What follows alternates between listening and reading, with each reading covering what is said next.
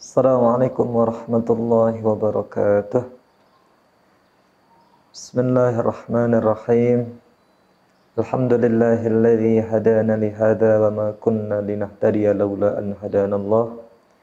Asyhadu an la ilaha illallah wa asyhadu anna Muhammadar Rasulullah. Allahumma shalli wa sallim wa barik ala nabiyyina Muhammadin sallallahu alaihi wasallam wa alihi wa sahbihi wa man walah. Qala ta'ala a'udzu billahi minasyaitonir rajim. Rabbana ighfir lana wa li ikhwanina alladhina sabaquna bil iman wa la taj'al fi qulubina ghillan lil ladzina amanu Rabbana innaka ra'ufur rahim.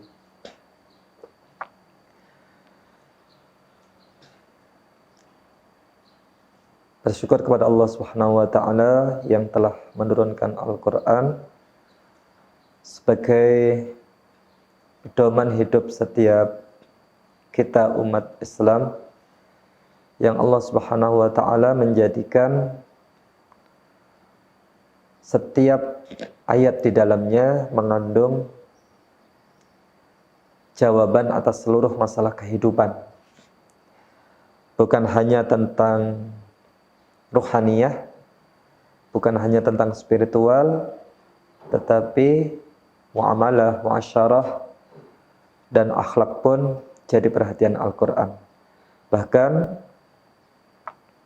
ayat-ayat tentang muamalah, pergaulan, ataupun kebersihan hati, Allah Subhanahu wa ta'ala kadang-kadang firmankan lebih panjang lagi ayatnya. Sebagaimana dalam akhir surah Al-Baqarah, itu dari baris pertama sampai baris terakhir dalam ayat itu nyaris menghabiskan satu halaman. Artinya Al-Quran tidak hanya berbicara tentang ubudiyah atau kesolehan hati, tapi juga bagaimana masalah-masalah praktis dalam kehidupan kita. Ini juga bagian dari tema-tema penting Al-Quran, berkaitan dengan pertanyaan bagaimana hukumnya, atau mungkin lebih aplikatifnya, apakah boleh, nah seperti itu ya, orang tua itu minta maaf kepada anaknya. Untuk menjawabnya, Rasulullah SAW itu seperti apa? Dalam beberapa riwayat yang sampai kepada kita, bahwa Rasulullah SAW pernah mencium tangan kepada dua orang, yang dua orang itu jelas jauh di bawah beliau. Dan salah satunya itu adalah anak beliau sendiri, yaitu Fatimah Az-Zahra radhiyallahu anha.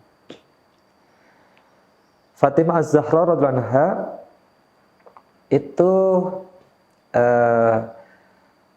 kalau bahasa ulama, anak terkasih yang ditandai dengan dua ciri.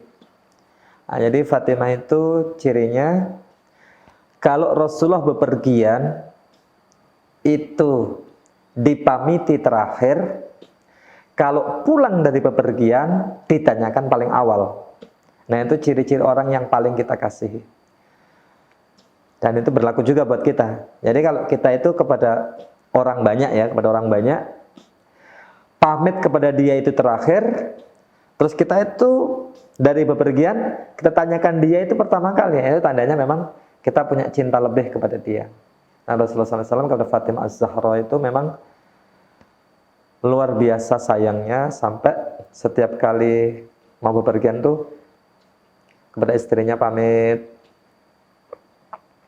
baru kemudian setelah semua pamit kepada Fatimah Az-Zahra itu diberikan sesi khusus, terakhir pamit, terus kemudian Fatimah, Abi pergi, kamu hati-hati di rumah, kalau ada apa-apa nanti sama Umi siapa, seperti itu. Nah, jadi ini bentuk kecintaan Rasulullah kepada Fatimah Az-Zahra. Nah, ketika pulang dari bepergian, Rasulullah itu yang ditanya pertama kali itu, Fatimah di mana? Nah, itu tanda kecintaan. Nah, pernah terjadi Fatimah itu kan sangat berbakti kepada suaminya. Suatu saat Rasulullah dan para sahabat itu sedang memusyawarahkan pembagian dari tawanan perang. Jadi kan kalau ghazwah ya, atau sariyah, ghazwah peperangan di zaman Rasulullah, atau sariyah itu peperangan juga, cuman kalau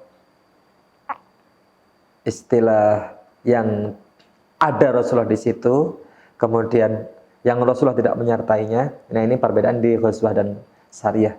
Nah di salah satu peperangan Rasulullah SAW memenangkan peperangan, kemudian ada beberapa tawanan yang itu akan menjadi budak.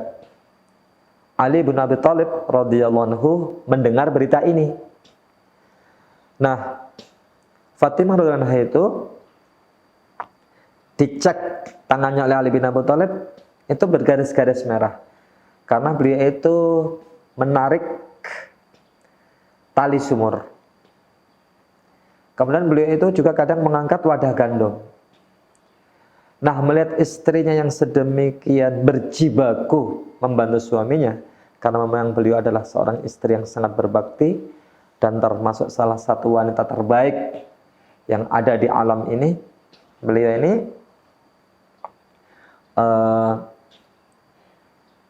diminta oleh Ali, Fatimah, coba, ini kan sekarang Rasulullah menang perang. Nah, di kediaman beliau beberapa orang bisa kita mintakan kepada beliau salah satu saja untuk membantu kerja kamu. Coba kamu sekarang berangkat. Akhirnya Fatimah karena ketaatannya kepada suami, beliau ke kediaman Rasulullah SAW.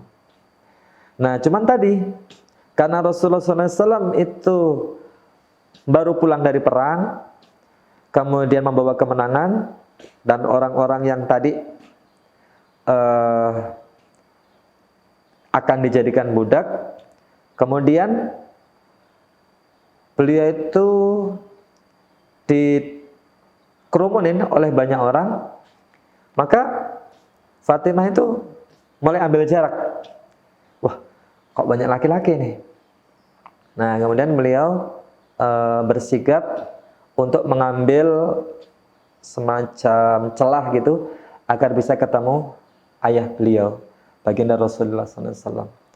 Nah, terus Rasulullah SAW melihat kedatangan Fatimah, tapi di situ banyak orang gitu. Rasulullah nggak mungkin mementingkan anaknya sendiri kan? Ya ini yang datang banyak belum diurusin.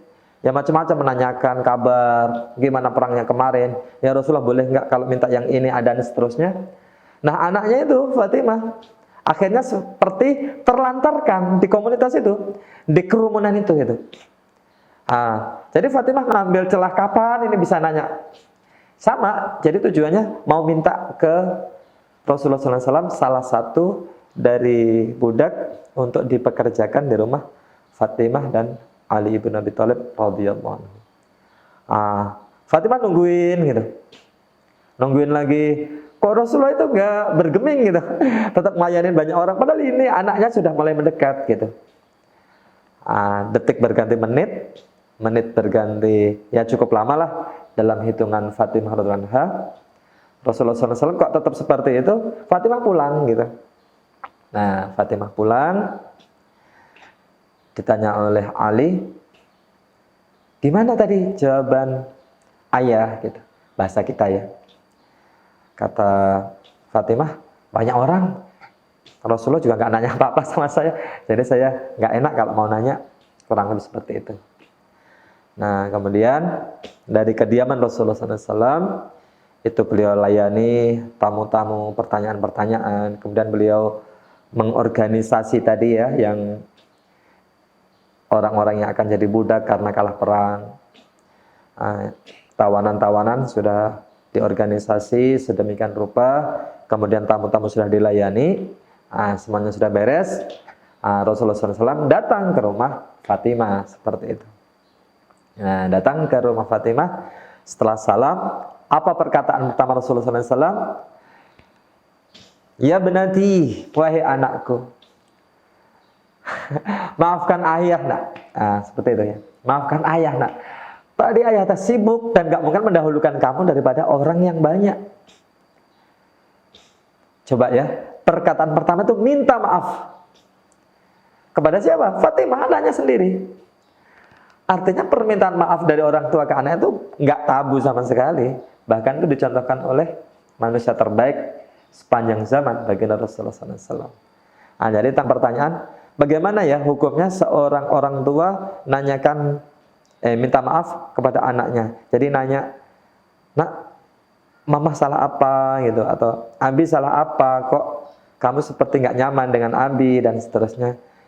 Itu sama sekali bukan sebuah masalah yang tabu. Kalau ada pemikiran begini, wah jangan-jangan saya turun gitu kewibawaannya sebagai orang tua itu. Ya kata siapa? Nggak ada orang minta maaf itu jadi turun kewibawaannya. Justru kerendahan hati itu tidak menambah kepada seseorang illa raf'i, kecuali justru akan meningkatkan.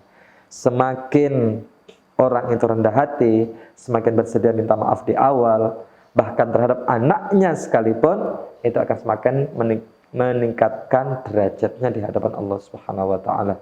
Karena Allah dalam 10 malam terakhir Ramadan ya, Aisyah radhiyallahu anha bertanya, "Ya Rasulullah, kalau aku mendapati malam Lailatul Qadar, apa yang harus aku ucapkan?" Rasulullah SAW menjawab, "Quli," ucapkanlah, "Allahumma innaka afuun tuhibbul afwa fa'fu anni." Ya Allah yang Maha Pemaaf, Engkau menyukai sifat pemaaf, karena itu maafkanlah aku. Jadi Allah Subhanahu wa taala Maha Pemaaf, mencintai orang yang pemaaf tanpa terkecuali seorang orang tua kepada anaknya. Wallahu a'lam bishawab. Assalamualaikum warahmatullahi wabarakatuh. Innallaha 'alimu ghaibis samawati wal ardh